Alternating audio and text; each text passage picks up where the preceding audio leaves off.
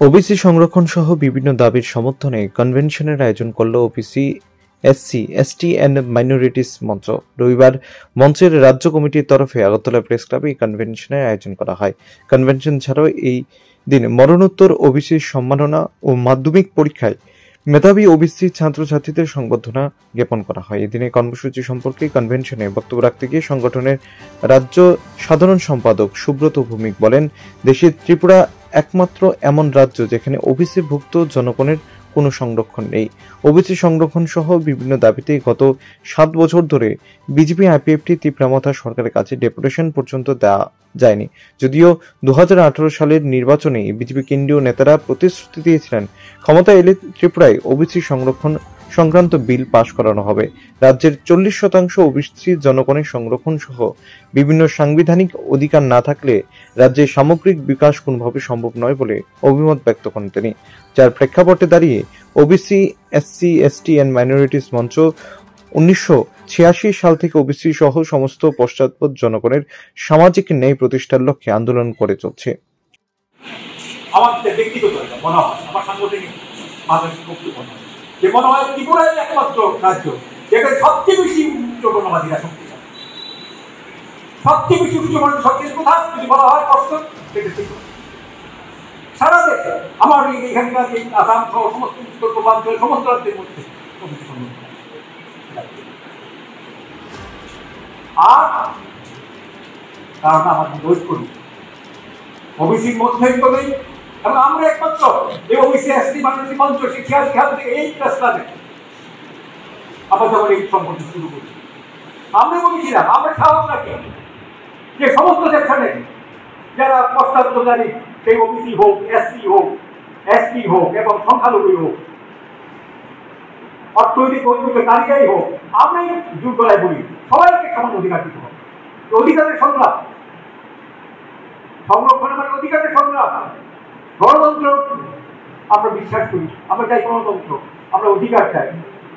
এই সামাজিক ন্যায় প্রতিষ্ঠা না করে যে ভারতবর্ষের এই সমস্ত সোসাইটি দেশে অসম্ভব সমাজতন্ত্র অসম্ভব থাকতে পারে কিন্তু ঐক্যতা না। তাই আমরা মনে করি আমরা এই সিএসটি ওবিসি মাইনরিটি মঞ্চ ঠিক শুরু থেকেই কথা বলেছি যে সমগ্র মানুষের মধ্যে প্রায় 90% মানুষ যারা পশ্চাৎপদ তাদের যে অধিকার দিতে হবে। তাই কিন্তু ভারতবর্ষে এই রাজ্যে সমাজতন্ত্র তার সম্ভাবনা আছে, গণতন্ত্র পাওয়ার সম্ভাবনা আছে এবং মানুষের অধিকার পাওয়ার সম্ভাবনা আছে। আজকে আপনাদের কাছে সবাই উপস্থিত এখানে সব ব্যক্তিস্থানীয় লোক দীর্ঘদিনে তো আপনারা এই সমস্ত এই আন্দোলন আপনারা আছেন বলে আগে লাভ নেই। একটা দিক কিভাবে এই রাজ্যে সেই 46-47 মতো আন্দোলনটা উদ্ধার করা যায় তার কিন্তু আপনাদের ঢাকা।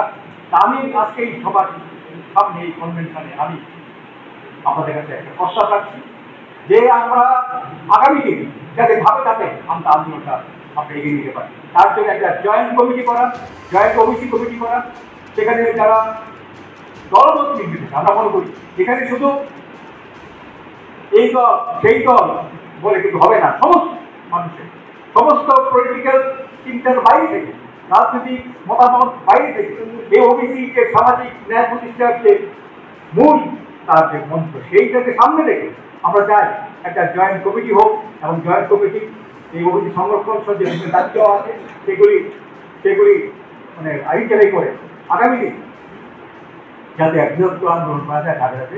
তার জন্য যেমন আমাদের এখানে চলছে আমাদের বিধানসভা চলছে, বিধানসভায় ওরা দরকার আমরা অনুরোধ করবো সমস্ত পলিটিক্যাল পার্টির কাছে এবং তাদের বিচার তাদের কাছে যে আপনারা এই সেশনের মধ্যে আপনারা বিধানসভায় থাকতে অর্থ দিয়ে বিল পাস করা। এদিনের কনভেনশনে সংগঠনের রাজ্য নেতৃত্ব ছাড়া উপস্থিত ছিলেন প্রাক্তন উপাধ্যক্ষ পবিত্র কর, সংবাদ মাধ্যমকে দেওয়া সাক্ষাৎকারে মাইনরিটিস মঞ্চের দাবি দেওয়াকে সমর্থন জানিয়ে আন্দোলন তীব্রতর করার আহ্বান জানান। একই সাথে তিনি জানান, বামফ্রন্ট সরকার থাকাকালীন অন্যান্য সাহায্যগুলো ওবিসি সম্প্রদায়ভুক্তদের জন্য গ্রহণ করা হলেও সংরক্ষণের বিষয়ে আইনি বেড়াজালের কারণে তা সম্ভবপর হয়ে ওঠেনি। পরে সরকার চলে যাওয়ার পরে এ নিয়ে আর কোনো কিছুই করার রাস্তা ছিল না। এদিন বিজেপি সরকারের কথা নিয়েও কথা রাখেনি, যার কারণে এই আন্দোলন দীর্ঘায়িত করা বাঞ্ছনীয়। ওবিসি সম্প্রদায়ভুক্তদের দাবি দেওয়া পূরণে এই আন্দোলন যথেষ্ট তাৎপর্যপূর্ণ বলে জানান তিনি। এবং মাইনরিটি একটা সংগঠন মঞ্চ, তারা ওবিসি অংশের মানুষের যে জীবনের অধিকার, বাঁচার অধিকার, শিক্ষা, চাকরির অধিকার, যেটা সংবিধানে লিপিবদ্ধ করেছে যখন ভিপি সিং প্রধানমন্ত্রী ছিলেন, তারপর থেকে এটা শুরু হয় ওবিসি। যেটা ত্রিপুরায় ওবিসি চিহ্নিত হয়েছিল বামফ্রন্ট সরকার সময়, অন্য সাহায্যগুলো কিছু দেওয়া শুরু হয়েছিল, তো সংরক্ষণের ব্যাপারটা যেহেতু সুপ্রিম কোর্টের একটা রায় আছে, তাতে এগিয়েও এটা দেওয়া যায়। কিন্তু সরকার চলে গেছে, চেষ্টা হয়েছিল, বিজেপি সরকার এসে তারা বলেছিলেন যে সংবিধানের একটি ধারা আছে 21C, তাতে যদি কোনো বিধানসভা সেই আইন গ্রহণ করে তাহলে তার ভিত্তিতে দিতে পারে।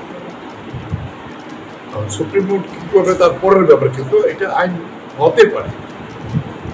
এই বিষয়টা নিয়ে অনেক আলাপ আলোচনা হয়েছে। ধন্যবাদ জানাবো এসটি ওবিসি মাইনরিটি কমিটি মঞ্চ, তারা এই বিষয়টি নিয়ে এসে গত 6 বছর সময় নিয়ে নাকি তারা অনেক জায়গাতে গেছেন, কারোর সঙ্গে দেখা করতে পারেনি। এই বিষয়টি উপেক্ষিত আমাদের রাজ্যে, ফলে এটাকে জাগ্রত করা দরকার।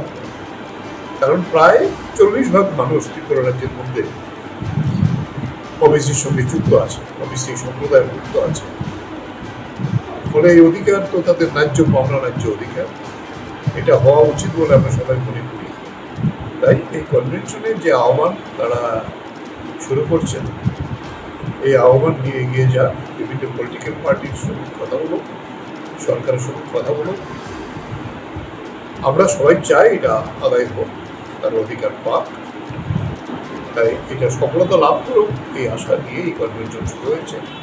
তাদেরকে ধন্যবাদ জানিয়ে আমি আমার কনভেনশনের দ্বিতীয় পর্ব হিসাবে সংগঠনের সহযোদ্ধা যারা আজ পৃথিবীতে নেই তাদের পরিবারকে সম্মাননা জানানো হয়, যার মধ্যে জ্যোতির্ময় দেবনাথ, কমলকান্তি দেবনাথ, অমৃতলাল দেবনাথ, মৃত্যুঞ্জয় দেবনাথ, আগরতলা হরিহর দেবনাথ, সুবীর দত্ত, প্রফুল্ল দেবনাথ, যমুনা দত্ত, মদন মোহন সরকার প্রমুখদের পরিবারের সম্মাননা জানানো হয়। এদিন মাধ্যমিক পরীক্ষায় উত্তীর্ণ মেধাবী ওবিসি ছাত্রছাত্রীদের সম্বর্ধনা জানানো হয়।